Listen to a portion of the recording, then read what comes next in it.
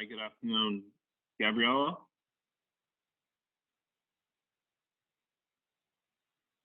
Well, good morning. Good morning. Let me just take you off mute here.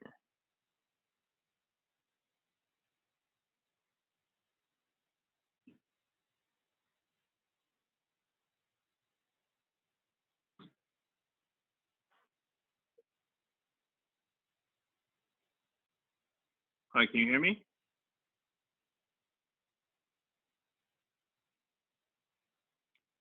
Testing 1 2 1 2.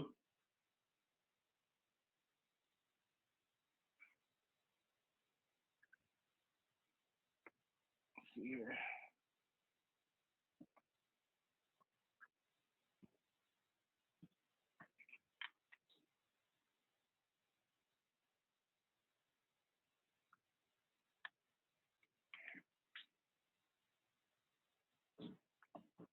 Levi, come here.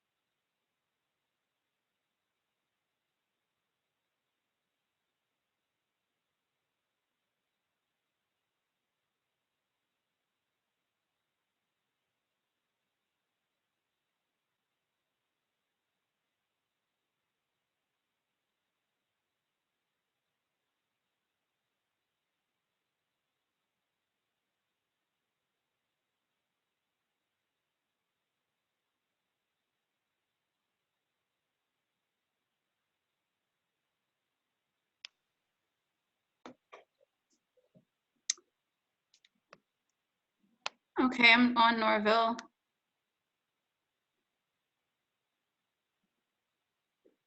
Yeah, I can hear you. Okay.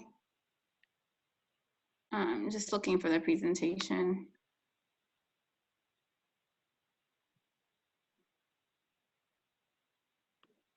Okay.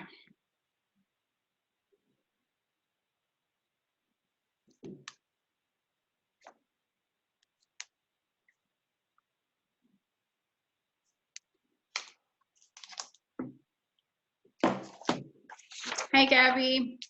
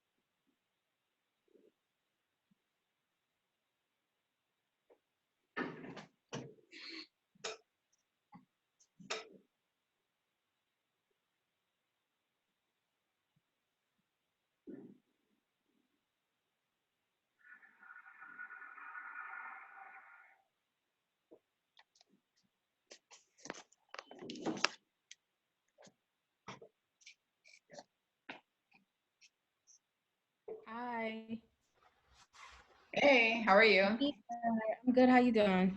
Good. Thank you so much for doing this today. Of course. Thank you for inviting me. Thank you for having me. Definitely, definitely. I like this bookshelf set up behind you. Oh, my books from school. How have you been? How's your day? My day is cool. I have a coaching class right after this. Oh, wow. So I was like preparing for that. Full day. Yeah. What time's your day? 5:30. Oh, wow. I saw that you took like yoga this morning. I worked out at 6:30. I did this like HIIT training. Yeah. That's good. Me and Sterling actually. Oh, okay. Yeah. It was virtual. What about you? How have they been? It's good. Pretty busy. Not too many meetings, but just a lot of like I'm building some presentations for my boss, so just doing that. And I have some deliverables due tomorrow, so I'll probably do some work tonight. Do you find that you're like even busier having to work from home? Yes, I think it's because because there's no commuting that's needed, so they feel like you have more time, but you do have to disconnect sometimes. Yeah. And then there are no like obvious time constraints because it's like, okay, if I'm in a meeting from this time to this time, like we have to give up the room because someone else has to come in, or you know what I mean? There's nothing that's like time checking you. Right. Or when you see everybody else go to lunch, you get up and go to lunch or take a break. It's like you disconnect from that natural pulse. You look up and, when we first started working from home, I did a couple like 13-hour days to the point where I was like, no, we had a lot going on. It was a lot due. And to be fair, I was working long hours before they shut us down. But it feels a lot different working a long day when you're working from home, sitting in one spot alone. Yeah. A lot different than like when you're with your team or something late night in the office. Yeah.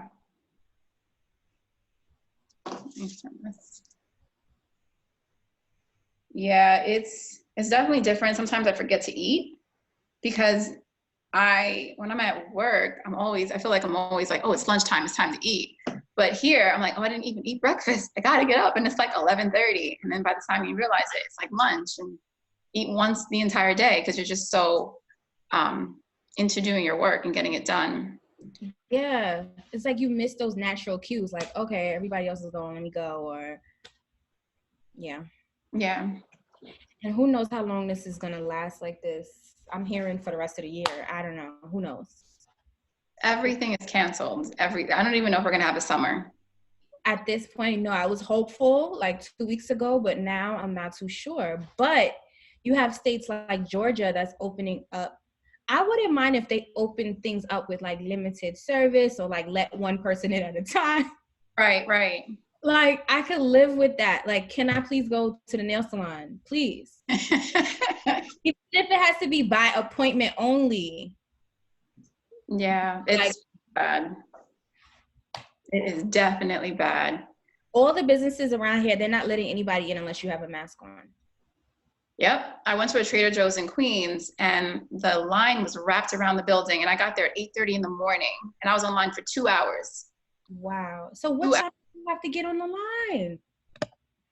And I got there before they opened. And what I think was interesting is that they were open from 8 to 9 for the elderly, but I still was online for another hour and a half for just open to the general public.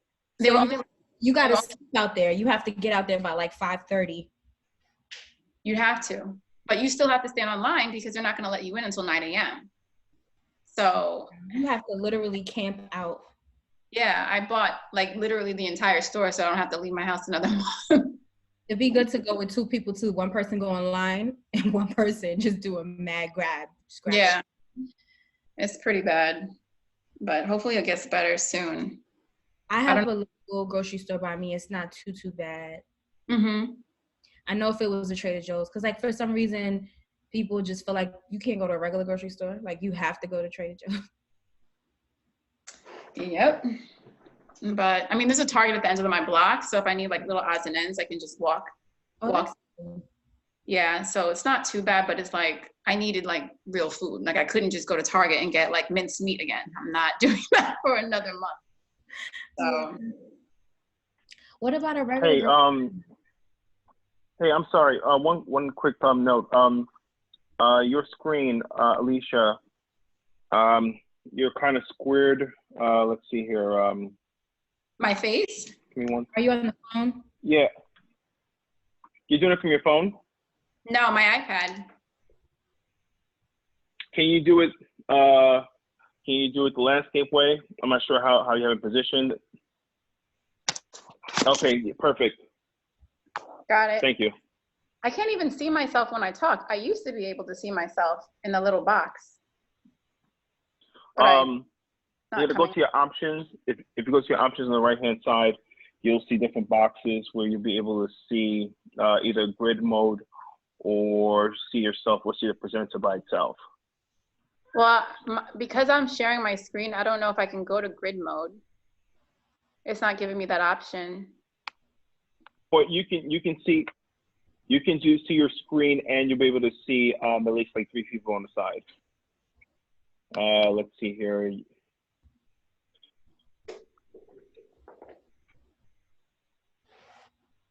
It will be the second. Let me see here. It will be a thumbnail that says show thumbnail video. Maybe that might work.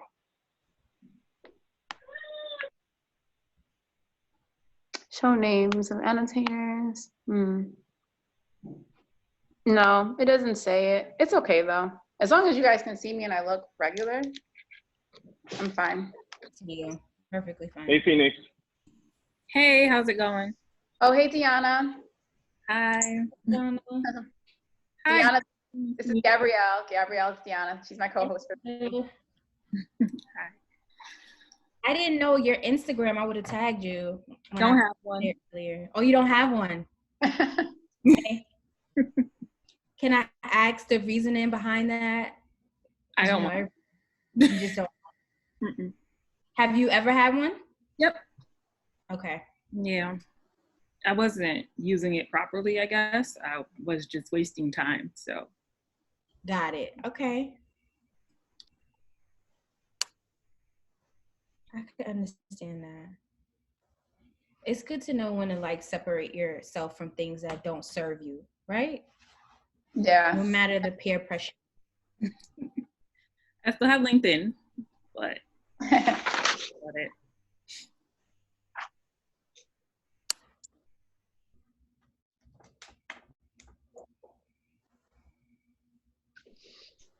So we'll get started at 6:01. Okay.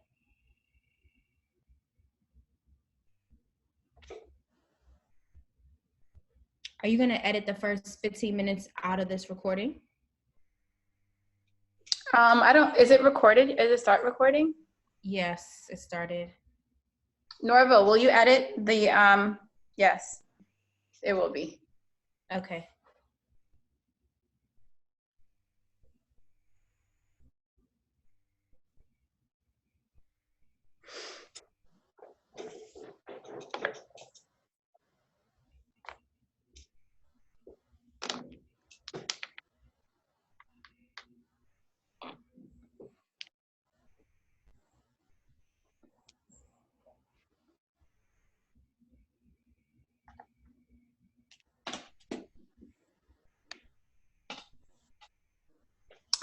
Okay, so we'll get started.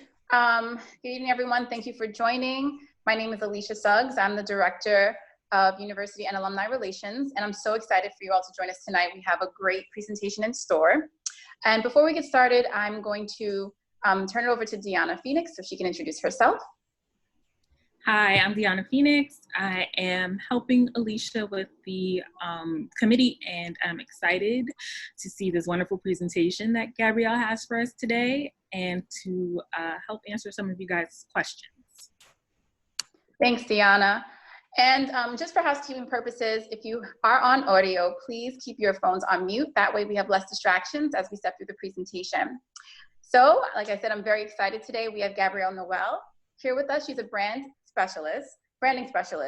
And she's here to provide us with some tips on how you can enhance your personal brand during and after the COVID-19 pandemic. And just to give you a background on Gabrielle, Gabrielle is a proud Afro-Caribbean woman who was born and raised in New York City. She founded her first LLC, a lifestyle magazine, at the age of 19. Since then, she has founded an event service company called Fame and Fets, a luxury boutique called Coco Ari, and a nonprofit organization that sponsors book buying experiences for young leaders in New York City called Unlock Hearts. She has over 10 years of experience in global marketing. She's a marketing strategist and a philanthropist. And she's really passionate about wanting to work with business owners and wanting to share their stories to help them sell out their products and create multiple six-figure incomes. So without further ado, I'm going to turn it over to Gabrielle Noelle. Thank you so much, Alicia, for that wonderful introduction. Hello to everyone. My name is Gabrielle Noelle, as Alicia has mentioned, and I'm very happy, very honored to be able to share some things with you tonight, and hopefully you'll be able to ask questions and we can really start a discussion about some things. One thing about marketing that I've learned over the years is that it's fluid and new technology comes out all the time that can completely flip the landscape upside down and have you reconsidering how you should approach different things. But there's one thing that kind of remains consistent, and there's just like some core values that I kind of wanted to talk about when you're considering putting together a personal brand to present, online. So with that being said, tonight we will discuss,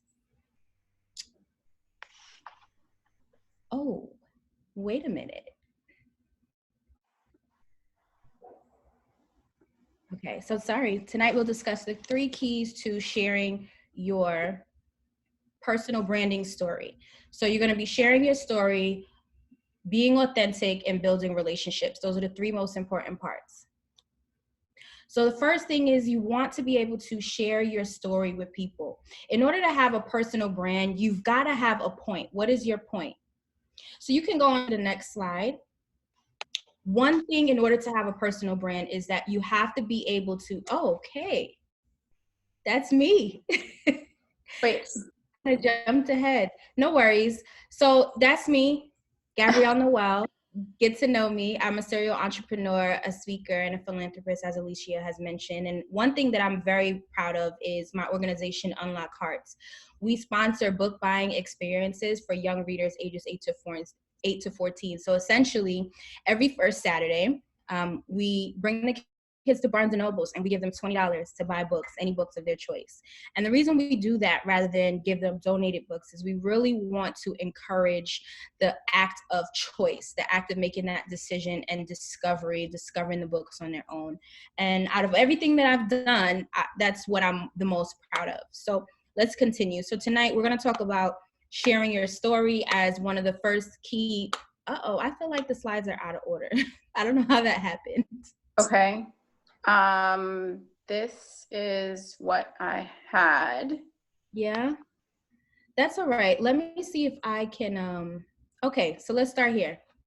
Thank you for bearing with us, guys. You know how these things go, just technical difficulties, all good. So let's talk about starting with your story, who you are and why people should care. So one thing about when you're trying to approach building a personal brand, you always want to have some sort of story and why we should care. Who are you? So a lot of people want to be influencers nowadays, right? So you ever go to an influencer's page and you're like, what do they even do? What are they about? Why do I care? What besides just taking great pictures? So there's a shift happening right now, and you'll start to notice that more and more people are connecting less with just those like polished, very, photoshopped Instagram, just influencers, and people connect more with people who have a story, who have something to share, something relatable that they can connect to. So when you're approaching, creating and building and working on your personal brand, you definitely want to dig deep and figure out, well, what is my story?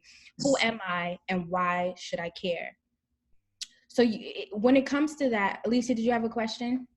Yeah, so I just want to jump in here too, just to reference that, as Gabrielle is talking, just to remember, we're really thinking about you as an MBA candidate and how you should utilize your personal branding for, upon graduation or throughout your professional career. So just keeping that in mind as well. Yeah, I think I lost the earring. All good. So yeah, when it comes to so when I talk about branding is very important, even when it comes into your career, not just like your social media presence, but even as it relates to your career, your resume, how you put yourself together, how you present yourself is all part of your brand. And especially now that social media is accessible to your employers and that they in fact actually go the extra mile to look you up, you want to make sure that you are, telling the story that you want everyone, your outside life and your work professional life, that you're telling the same story and you want everyone to know and that you're proud of what you're putting out there. So the first thing that you should start with is like considering, well, what is your story? What is it that I want to tell? Who am I? So as you'll notice, like one thing that Alicia mentioned is that she starts off by saying, when she introduced me, she started off by saying that I was an Afro-Caribbean woman. And that's that's a part of my story that I have grown to embrace wholeheartedly in my professional life and, just social media, just as I continue to brand myself. And that is a part of my story because I am first generation American. And I'm proud that both of my parents were born outside of this country, but I was born here and I was afforded certain opportunities and I've, continued to make the most of them. So really think about, well, what is your story? What struggles have you overcome to make you who you are? And what has influenced you? Maybe you haven't struggled, but what has influenced you to become the person that you are? Next slide. Yep.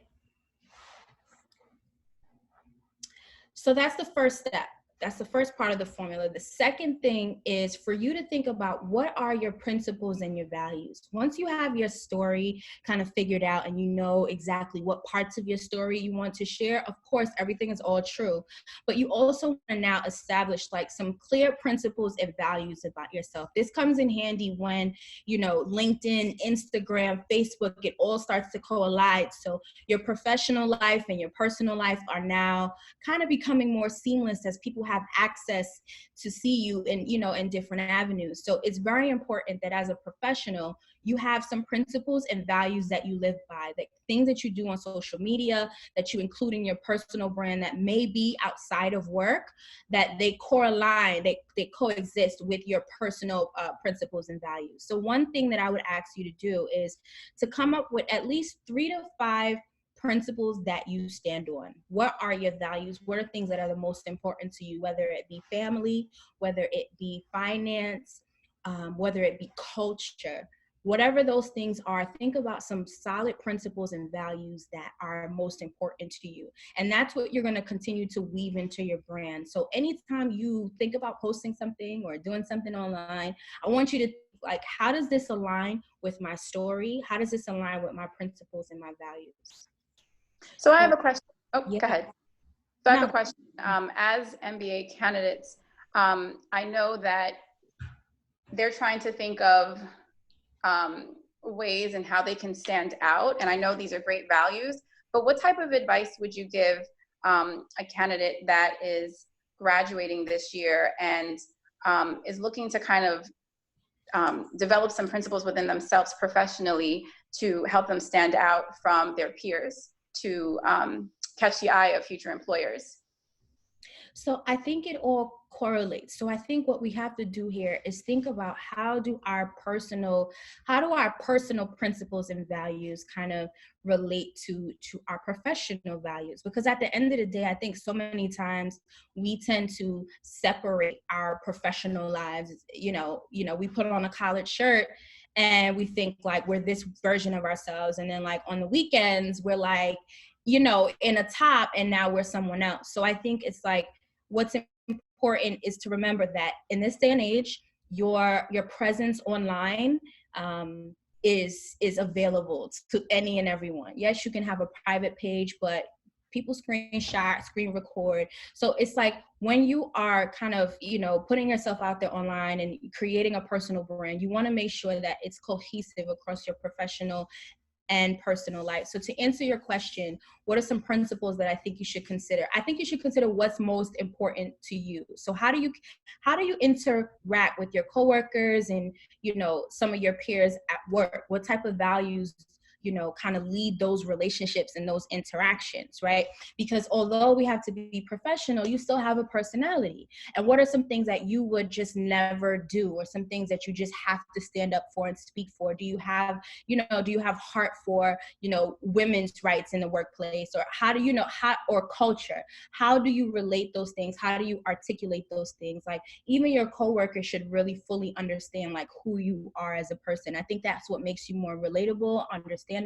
And at the end of the day, in your professional life, it's not just about being a robot, right? Like getting the attention of your superiors and getting promotions at a certain level, it's far more than just the skills. I think when you're early on in your career, it's easier to get by with just like, you went to the right school, you got the right degree, and you have the right amount of years experience. After a while, it just comes down to, do people like you?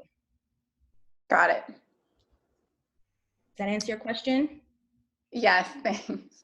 So also on that note, before we go to the next slide, so with that being said, even in your personal brand, as it relates to your professional life as well, you also want to think about like, well, what are the parts of my personality that I want to continue to develop and become like more in tune with, right? So that's where I call it like choosing your niche.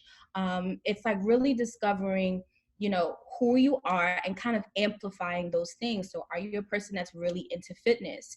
Are you a person that's really into politics, culture, family, astrology, right? So as you're considering putting together your brand, you also want to consider those things that are most important to you.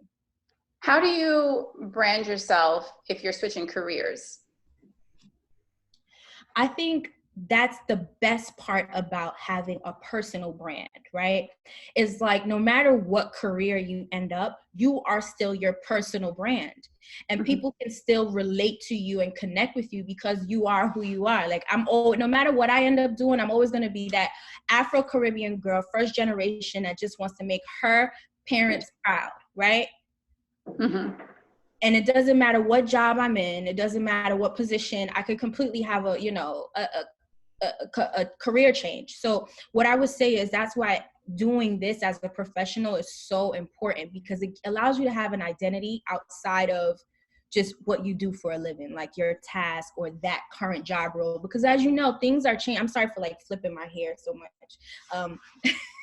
Things are constantly changing in our world, and you just never, and look where we are now, just like in the middle of a pandemic. So I know a lot of people are making career changes. A lot of companies are having to let people go, and some people are faced with, the reality of having to make a change, having to completely reevaluate. But when you have a strong personal brand, these are principles and values and a story that you can always fall back on, and it just becomes another chapter in your story, and it doesn't become your all, Yeah, that makes a lot of sense. Thank you.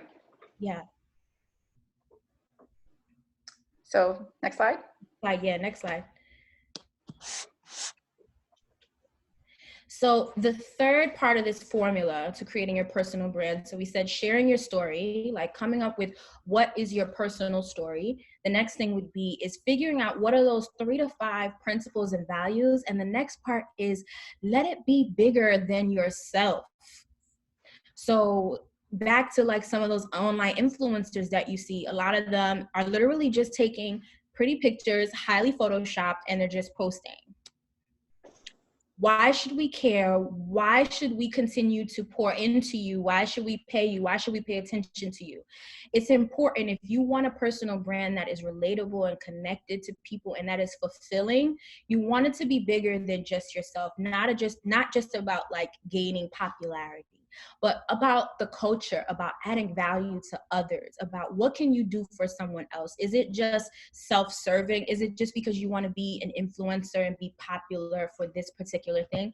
That sort of thing never works, right? Because people start to see through that and they're just like, oh, you're just doing that just because that's what's in, right? But when it's connected to a real personal story and when it's connected to your real principles and values, you're going to find that there's a bigger purpose beyond that, right?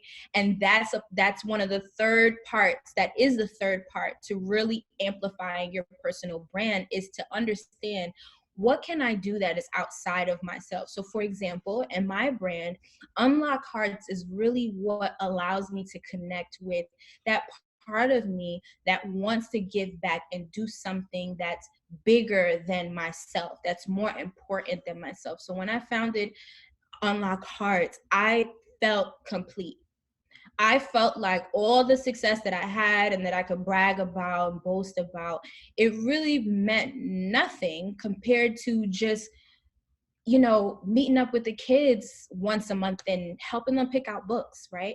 So that's a part of my brand that I love to talk about and I love to celebrate and I love to get people involved. So it's not just about myself and like, oh, look how great I am. I did this and I worked with this person. It's really just about like, let's all come together for the betterment of a cause. Like, what is the cause that you support? So what do you say to students that are introverts, that don't want to be in the forefront or be in the limelight? How would you advise them to develop a personal brand that's bigger than themselves if they are kind of camera shy or kind of shy to be in the forefront? Believe it or not, I am shy. Some people would never believe that because I, you know, through the years I pushed past that. But I will say, you know, having a personal brand does not mean that you have to broadcast it or you have to like scream it from the mountaintops. This is my brand. Everyone look at me. Having a personal brand is just, it's really just guidance for your life, right? So that can be a very personal thing. No one has to know. I'm not saying you have to like create some Instagram and try to be an influencer based on these principles. It really is just a guide for your life that maybe no one will ever see. They will just see it demonstrated in your work and how you live your life. That's good. Is that a question? Yes, yes. Yeah. So can you go back 2 slides? Yeah, that one. So this is really the part I wanted to touch on, because, and it's funny that you asked that question about if you're an introvert, how do you still push forward with a personal brand? Well, if you're not an introvert and you know, would like to share more openly and be more vocal and be more visual, social media is a great way to amplify your personal brand. And even if you are an introvert, like, there are ways. You don't have to get on your Instagram or your live and like, you know, you don't have to do it. There are ways. I feel like you should only do what's comfortable for you. And if you're true to yourself and true to your brand, then people will pick up on that and they'll, you know, they'll appreciate what you're putting down. So using social media to amplify your personal brand. One thing on LinkedIn that I think is a great tool, and this is definitely not for the faint of heart, is going live on LinkedIn. If you already have a community of people that you've been engaging with and, you know, chatting with, like, you do have the option to go live on LinkedIn. It's not just on Instagram. Don't be afraid to share your wins on LinkedIn. Don't be afraid to just put a post and say, I did this great thing. You don't have to wait till you get a promotion or a new job, right? Talk about you just completed a new course and how excited you are, or, you know, whatever your wins are, small, you know, big or small, and also reflect on the losses. You can also share your losses and say, I'm so disappointed. I didn't pass this exam. but I'm going to take it again next time. You know what I mean? Allow people to really connect with you and to root for you, because if you're sharing your story, you're standing on principles, and you're making it bigger than yourself, people are going to start to relate and understand and appreciate you. And when it comes to professional growth, that's an opportunity for, you know, some old friends, peers, colleagues, or even potential employers to go through your profile and see like, oh, wow, I see this growth. I see the connection. It's really relatable, right? And people start to root for you when they know your story. But if you're not sharing that, no one knows it. No one knows that they should care. I think we have a question in the chat. Can you talk about the importance of boundaries, especially on social media? Yeah, for sure. So that comes back to the second part of the formula, which is principles and values. So I think when you set up certain values for yourself, it also provides guardrails and kind of boundaries on what you will not post, because it's technically like off brand. Okay. So if your brand is about, you know, helping the kids and, you know, representing your family and doing fitness, you know, maybe you're not posting about quarantine radio or something like that. You know what I mean? Everybody know what quarantine radio is? You don't want, if you don't know, you don't want to know. Okay. But so to answer your question, it's definitely important to give yourself boundaries and guardrails. And, you know, sometimes you want to post something, you have to think to yourself, this is off brand. This does not represent my story, my values. Let me not do that. So that's another reason why I think, you know, even just having this conversation with yourself, even if you don't have any intention of becoming, you know, an influencer, so to speak, just having this conversation with yourself and establishing what is your, you know, what are your rules, then I think that's super important. So back to the slide, I'm going to say, let's look at Instagram.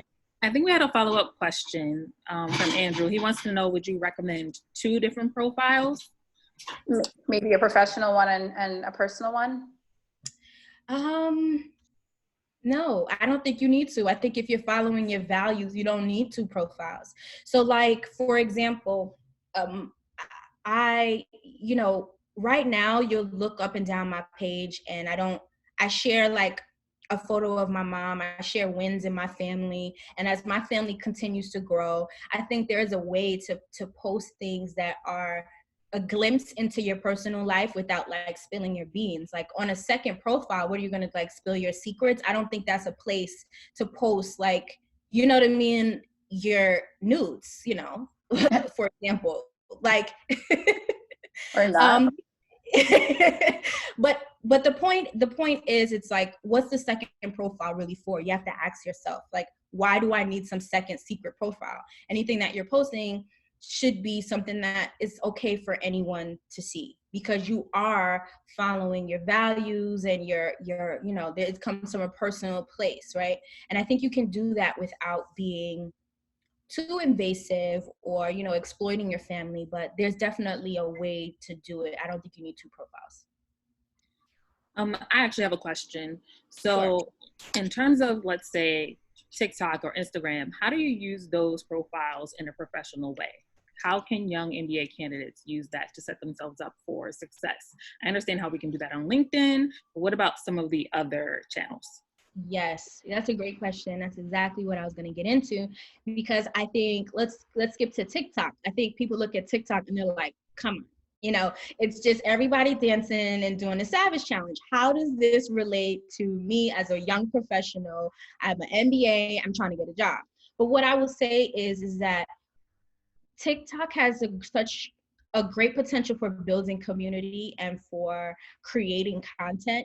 You definitely want to give it a try and to tap into TikTok if you're not already. Get the app. I know there was a scandal about the owners of the app collecting data, but newsflash, so does Facebook, so does Instagram. So I would just say, you know, do your research, but I did want to acknowledge like that kind of controversy around TikTok. But anyway, I would recommend that you do get the app and look for certain hashtags. Take a look at the marketing tips hashtag. You'll notice that there are people, they'll have a, you know, the Savage Challenge song playing in the background and they might be dancing, but they're using text on the screen to give you marketing tips. So it's a way there's a way to use each app appropriately so that you are keeping the integrity of the app. It's supposed to be fun. You're not supposed to be stuffy talking into the camera. Let me give you some tips and tell you, that people want to see you dance or doing something interesting. But at the same time, if you're giving tips or sharing something interesting that's on brand, people also kind of relate to that. It's just like, you have to remember that there's all types of people on TikTok, and even more so now than maybe a couple of years ago when it was like Musically and it was more so for kids. I think that kind of landscape is changing, and I think it's going to be important for young professionals to find ways to embrace that,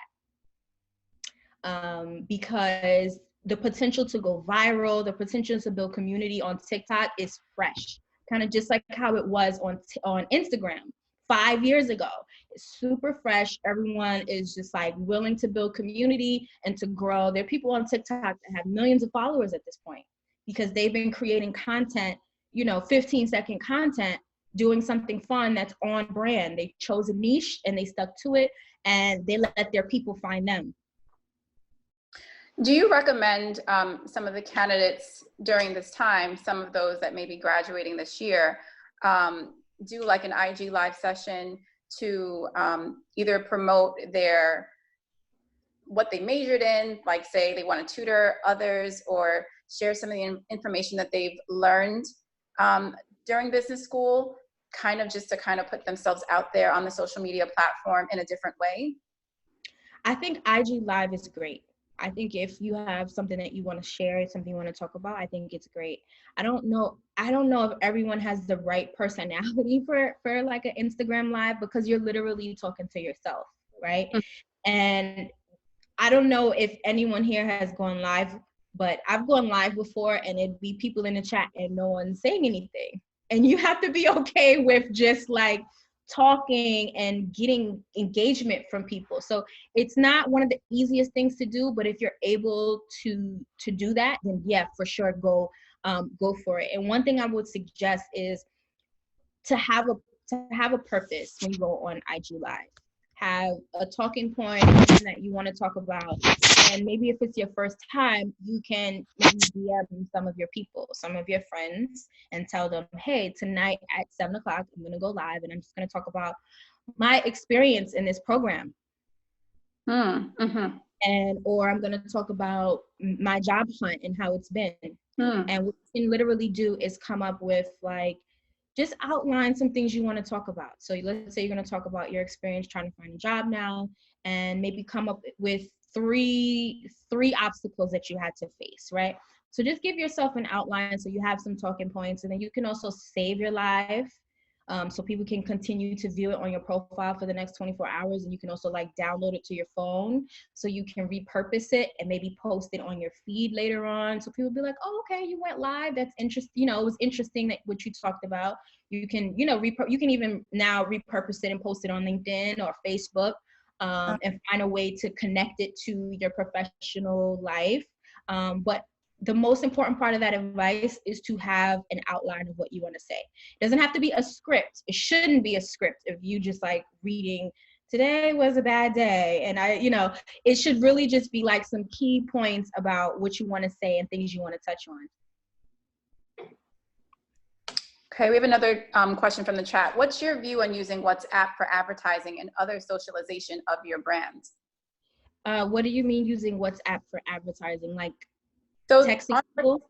No, so on WhatsApp, there is an option to update your status. It's similar to Facebook and Instagram, when you're updating. Yeah, you can post your story, you post a video. What are your thoughts on using WhatsApp to promote things that you're doing professionally? I mean, it's the same premise of all these other apps, right? It's if you have people on your WhatsApp that are going to be paying attention to you and that are interested, then why not? But as long as it's on brand, right? Don't have one personality on TikTok and you're talking, you're doing all this crazy stuff. And then now you're on LinkedIn talking about, I'm so professional, I have on a button up. And then now you're on Facebook, you know what I mean? The whole point is that your brand should be just fluid. And consistent. Yeah, and consistent. It should have personality. I'm not saying that it needs to be like so stuffy and buttoned up and just like, I'm just all about work. I am an MBA student and don't mess with me. No, it needs to be fluid and it needs to be you. But yeah, so I would just say for as far as using WhatsApp to post statuses and stories, I would say just be consistent. Now, what I will say is that always consider the platform, right? Let me make that clear. So like on LinkedIn, your profile is going to be a button up. On Instagram, it may be you in a bright colored top looking cute. You know what I mean? So, and I think that that's okay, but make sure it's all part of that brand. It's telling the same story. It's just like what Gabrielle wears to work, what she wears to brunch, and you know what I mean? What she wears to church with her family, but it's still Gabrielle. Right. You know, it's still it's my personal values are still there. If I wouldn't do it here, I wouldn't do it here. It all comes together. Does that make sense? It does. Okay. So do you want me to move the slides? So one more point that I wanted to talk about for Facebook was that you should join groups if you aren't already in groups on Facebook. And it doesn't have to be groups that are just professional. Notice the theme here, right? Like step outside of your comfort zone and thinking that you have to only join young professional groups or, you know, work groups, right? It could be based on just like your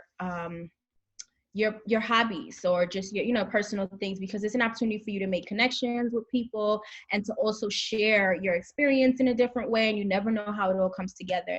And once you really have your personal brand kind of established, you have those kind of guardrails. You know exactly what areas you want to tap into. Thank you. And what are your thoughts on, because I know joining groups on Facebook is beneficial. What about if the topics are controversial? Do you think it makes sense to comment or keep your thoughts to yourself due to the fact that it's a social platform and it can be copied and sent wherever at any time? What are your thoughts on that? I never think it's wise to get into like a keyboard Twitter finger war with someone over something on social media. Like that's never a good look, no matter who you are or what. And you could be 100% right in what you're saying, and you still, what's the saying? Like, don't argue with a fool because from a distance you can't tell who is who. So don't put yourself in that position. It doesn't make you feel good. It's just not beneficial. So I would just say, like, and there's a lot of people that troll in these groups. There's a lot of people that come in there with like bad energy. They just had a bad day and they just want to talk their ish, right? So I personally make it a habit of just scrolling past that, and I don't really entertain things that don't serve me. And for that very reason too, right? You don't want to, even if you, sometimes I have been baited before where I'll just say, I'm just going to say this one thing. I'm just going to say this one thing, drop the mic, and then that's it. And then 30 minutes later, you get a tag and it's that person like rebuttaling you and they say something else that's stupid and you just want to reply one more time, just put them in their place. Don't do it, because next thing you know, it's like this long thread of you going back and forth and you look crazy. So yeah, my advice would be to just like move, don't do it. But yeah, there's some great opportunities on Facebook to connect with people. I would say if you are in groups, I would definitely like reply to people's posts, engage a lot on people's posts, and like really don't only think about sharing yourself. Sometimes it's really about experiencing other people, and it really gives you an opportunity to connect with people in a different way when you're just experiencing them. Like, I'm just here to listen to you, what you have to say. Let me comment on what you're doing. Okay. That's great. 2 more, I think 3 slides.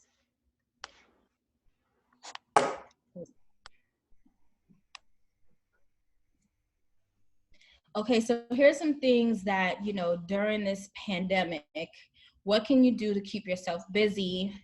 What can you do to keep yourself entertained, get those juices flowing in your mind?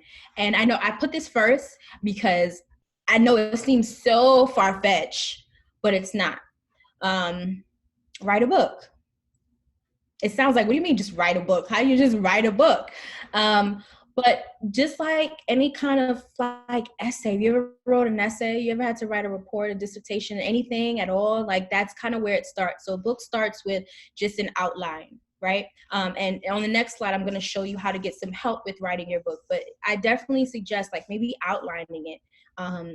Not saying that it's something that you'd finish right away, but like maybe think of some ideas, write outlines. You can also like maybe film, you know, if you have an iPhone 11, that's all you need. If you have, or maybe even like a 10 or 11 and up, like the quality on those cameras is impeccable. So why not, you know, try to, if there's something in your neighborhood, if there's something that speaks to your personal brand, or if you just want to like maybe start a YouTube and record your experience or talk about something that's personal to you.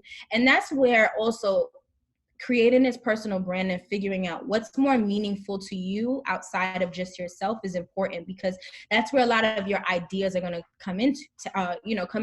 I know when you're a young professional, the most important thing on your mind right now is like getting a job, starting your career and advancing your career. And sometimes we can get so hyper focused on that you forget about your hobbies, you forget about your life outside of that, you forget about exploring different talents.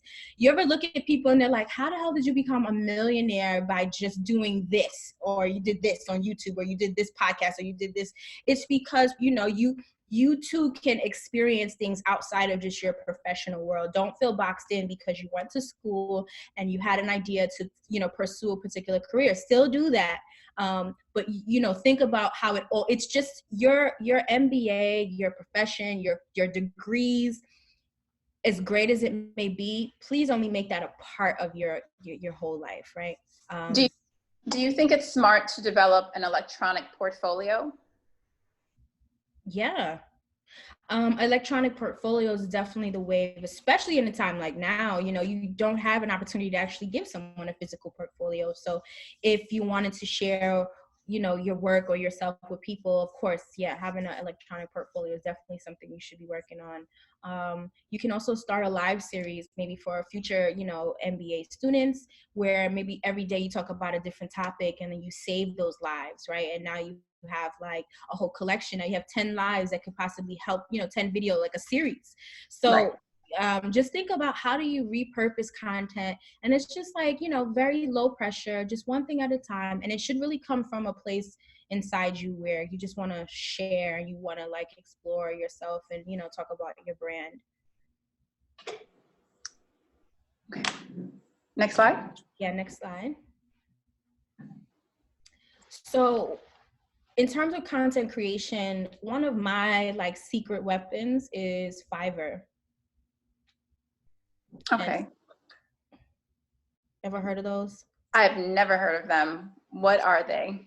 Oh my God. So Fiverr and Upwork are websites where you can hire freelancers to do any and everything for you. So anything from, so for example, I was supposed to have some photo shoots scheduled for Coco Ari, my jewelry line, but obviously that could not happen. So I ended up having to take my product shots on my own on my phone.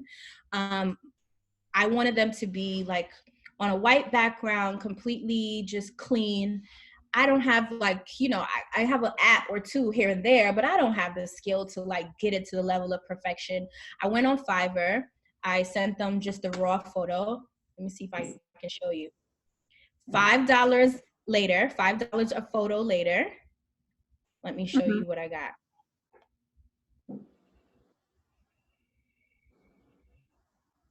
Okay, so this is the photo that I took on a white background. I found someone on Fiverr. I just typed in jewelry retouching. And this is the photo they sent back. Nice. So these are good tips for potential entrepreneurs that are.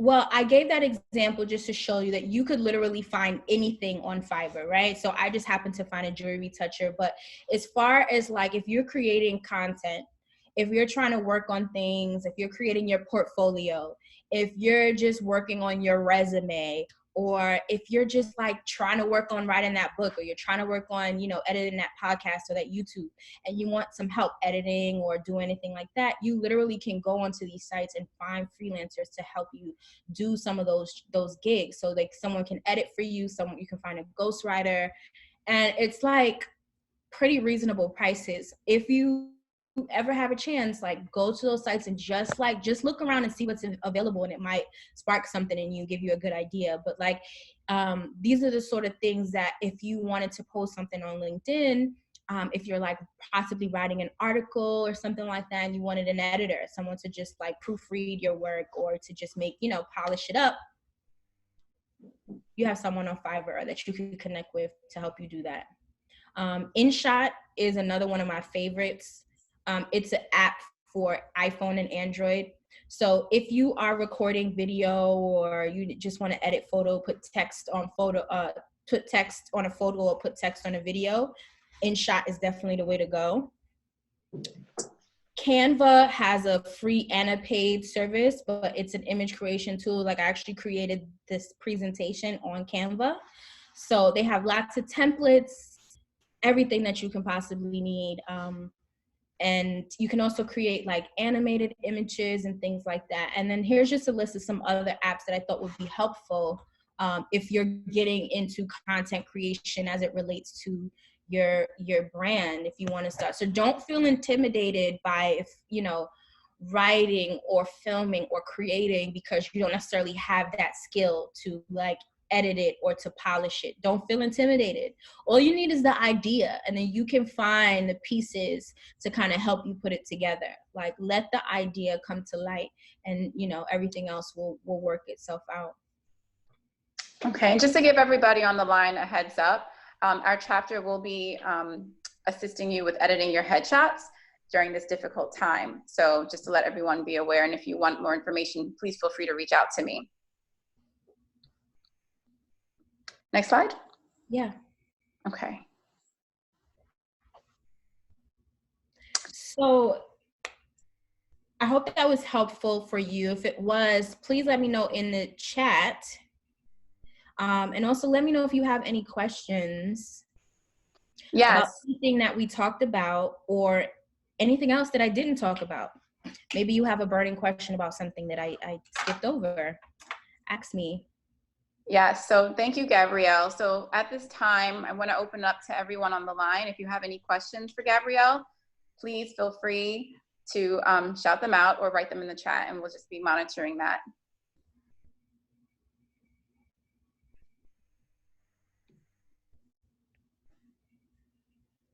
I'm just curious, like what are people currently on Instagram? And if you are, how do you use it currently? So we have a question. How should Black MBA candidates applying in the fall prepare for the application process? I think that's a question for you, Alicia. No, and is this referring to branding yourself? Both, okay. So, so first off, I'll ask you, Gabrielle, in terms of personal branding, how do you think a candidate should brand themselves while they're applying for business school? Should they clean up their social media page so that it's not, containing any content that's not on brand for them personally? What's your take on that? Yeah, I think between now and the fall, take some time and look at your existing social media presence. And then I want you to take some time and go through that 3-step formula where you're thinking about, well, what's my story? What are my personal values and principles? And is this bigger than me? So once you think of that formula, then I want you to look at your social media from that position. I want you to look at like your application. I want you to look at how you're approaching this, your candidacy. Like, how are you approaching that? Are you approaching it as a whole person, or are you just like tunnel vision about, getting in your application and just like going to school? Like, who are you? It really comes down to like, who are you outside of just, becoming an MBA candidate? right? I think sometimes intellectual people, we get so focused on just how smart we are. And we need to also think about how are we expressing that outside of our intellect. Okay, another question. Get to the next question in the chat. I just wanted to go back before we forgot about Gabrielle's question about Instagram. If we could touch on that for a little bit, because before we started, I actually shared that I don't at the moment have an Instagram. And I'm curious as to her opinion on whether or not that helps or hurts. To me, it seems like it's something else that I don't have to worry about. I can focus my brand on LinkedIn and maybe Facebook, and that's it. But I know a lot of people are on Instagram.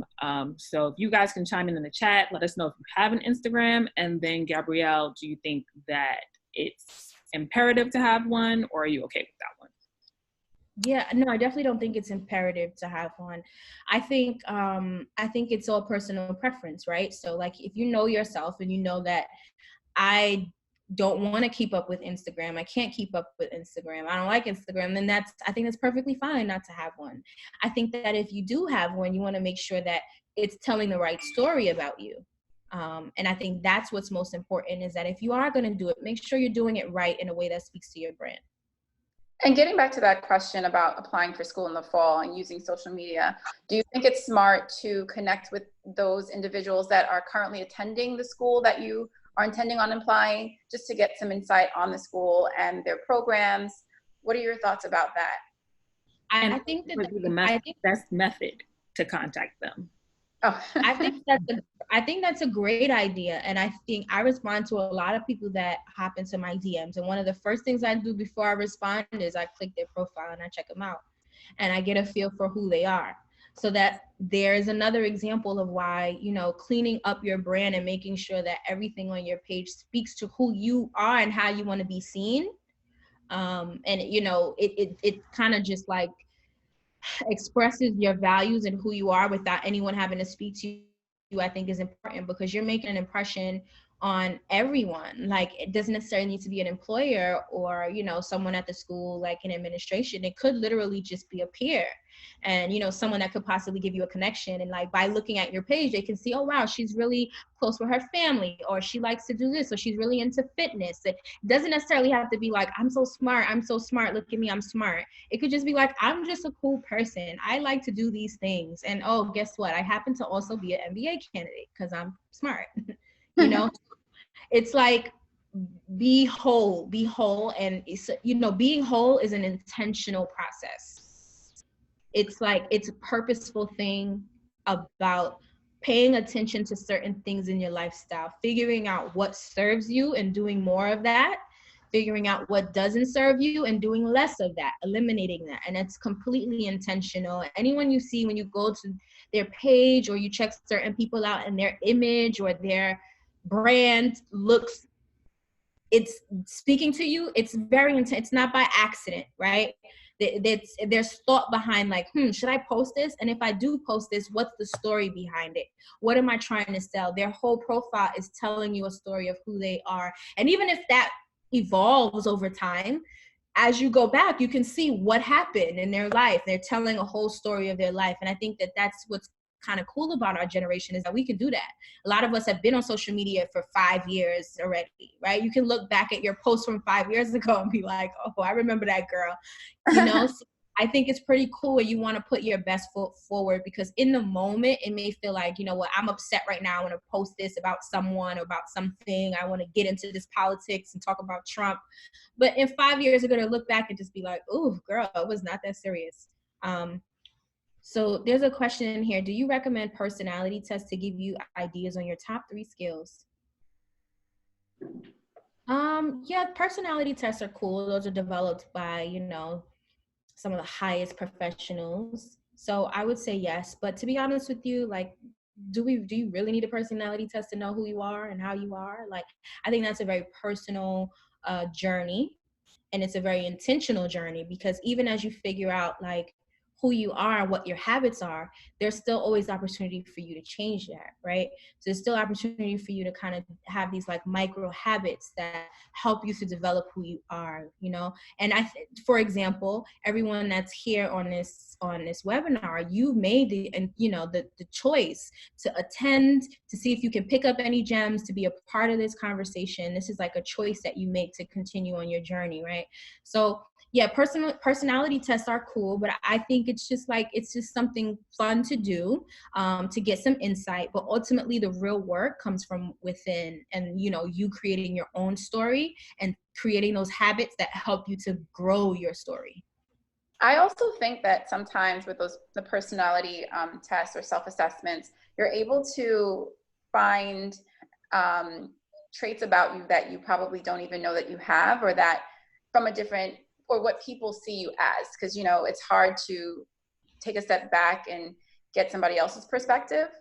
So I think also, sometimes it's beneficial to take those assessments just to get an understanding of what somebody else may be seeing within you that you don't even see yourself. It's kind of like if you talk to your friend and they tell you something about your personality that you had no idea you were even doing. Yeah, I agree. I definitely don't think it's a bad thing. I think there is something to be said about those. And there's also something to be said about, just being close with your family and your friends. It's nothing like your family and friends really telling you, like, your real family and your close family, your close friends, just telling you about yourself. Like, you always doing that. Why? You know what I mean? Like, I think there's something about that human interaction, and just really also being self-reflective. Like, you don't need you really don't need, I'm not saying not to do it, but I'm just saying it's not the end all be all. I think it wouldn't be the first time you heard that you were possibly a little selfish, or you know what I mean, or that you are whatever, narcissistic. It's like you know who you are, you know who you are. And I think it's like, listen to yourself and also establish who do you want to be, and start to create those values and those habits and those principles that guide you, and start making the right decisions. Like, what's this saying? It's like, start behaving like the woman that you want to be, or the man that you want to be. Think about that person and think about, what would that person do? Mm-hmm. Okay, we do that now, right? Mm-hmm. And that's how you become that person. So, fascinating discussion. I'm relatively new to engaging on social media, and I focused on LinkedIn during the past 10 months. I hear good things about Instagram, so I'm looking to hear more about this platform, and we'll begin to engage soon. Do you have a tip or two to consider when getting on Instagram? So if you're starting Instagram from scratch, definitely follow this formula that I shared tonight, where you're thinking about, like, what is my point for this Instagram? Am I going to be a ghost account that never post my picture? I'm just posting like ridiculous memes. Or do I want to like make this a part of my personal brand and start to tell my story? Do I want to post pictures of my family? Do I want to post pictures of my hobbies? How do I articulate those things about myself? And it's really like a portfolio, so to speak, of yourself, of your life, of who you are. But the thing about Instagram as opposed to LinkedIn is, like, on Instagram, you can talk about your little cousin and post a dance that you did at Thanksgiving, where that's not necessarily appropriate on LinkedIn, right? So it's like, it's just a different way to express yourself and what's happening in your life, but it's all under the guise of like what your values are. Are there particular pages that you feel like get it right? Like anyone in your feed that you're just like, yes, they are on it with personal branding and you can recommend for other people to check out? Yeah, there's a lot of people that do it differently, right? And I think the thing about personal brand, it's like, it's personal to you, right? There's like not necessarily or a right or wrong way. I can't say that, no, you're articulating your personal brand in the wrong way. But I think, how do you know when you're getting it right is when people start to repeat what they see. And they say like, oh yeah, I see that you love your family. Yeah, it's not because you posted, I love my family. It's because you post pictures of your family and you say nice things about them. So it's like, that's how you know if you're doing it right. As far as like, who do I follow that I think does it well? It's kind of like if you're always posting pictures of you in a party dress, people are going to just assume that you like to party. That's all you do. When that Exactly. could just be like maybe 1/10 of what you do, which is the only pictures you post. Okay, I have a great example actually. And this is a friend of mine. Her profile just popped up. She has 1,900 followers and she's an interior designer. And her name is, if you have your phone and you want to look at it with me, her Instagram name is Interior Goddess. So right away, you can start to have an idea of like, okay, what is her profile about?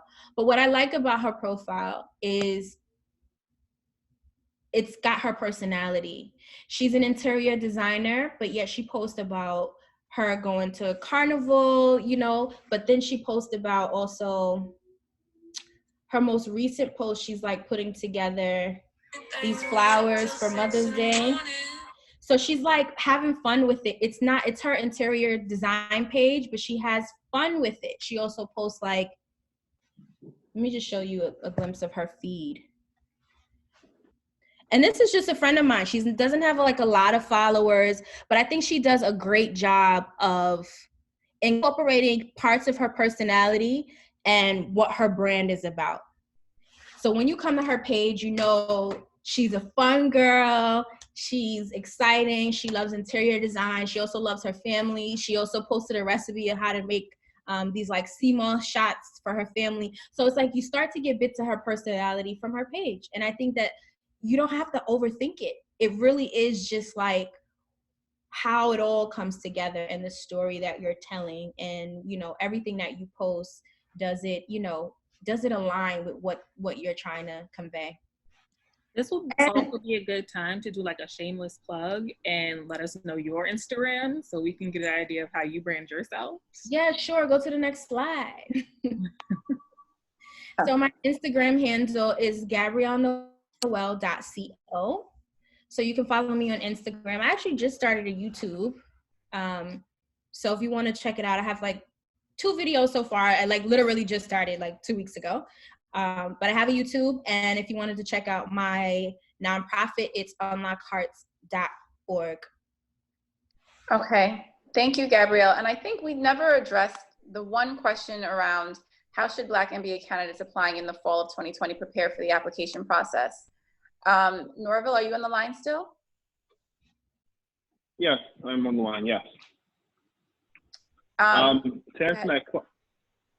answer that question, we're in a time where admission rates and actually application rates are down across the board over some time for most MBA schools.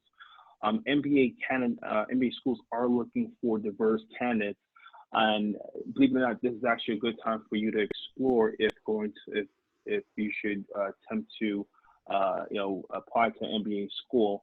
As everything Diona mentioned, I'll just take maybe a portion of it. If you're telling your story about who you are, you're consistent, the only thing that you're adding is, well, why is this school the best school for you? And it's not necessarily about having everything together, but using this crisis as a pivot point for you. Talk about your personal brand, who you are, what you're learning throughout this process, and what the MBA journey could mean for you as a candidate, and what it could reflect and how it could benefit the actual B school that you're attending. So you're going into the process humbly, that you don't know everything, but you know enough to know that I need more, and I'm eager to learn more, and my brand and this school be a perfect match for us to excel in the future. So this is actually probably a good time for you to explore maybe changing your, if you're pivoting your career, or looking at opportunities to attend business school to enhance your earning opportunity as well. It's not the only thing, but it's part of the journey. And Kevin Anderson, who's hosting professional development and coaching, will be able to give some insight on that on Thursday as it relates to how coaching and professional development can help you kind of figure out exactly where your career should be going and where the opportunities may be going forward. So that's Thursday, presented by National Black MBA Metro New York chapter. Thank you, Norville. And thank you, Gabrielle Noelle, for giving us this great presentation. Really appreciate it. a lot of great information for us. And to all, have a good evening, and thank you for joining this evening. Thank you. Thank you. Have a great night. Thank you.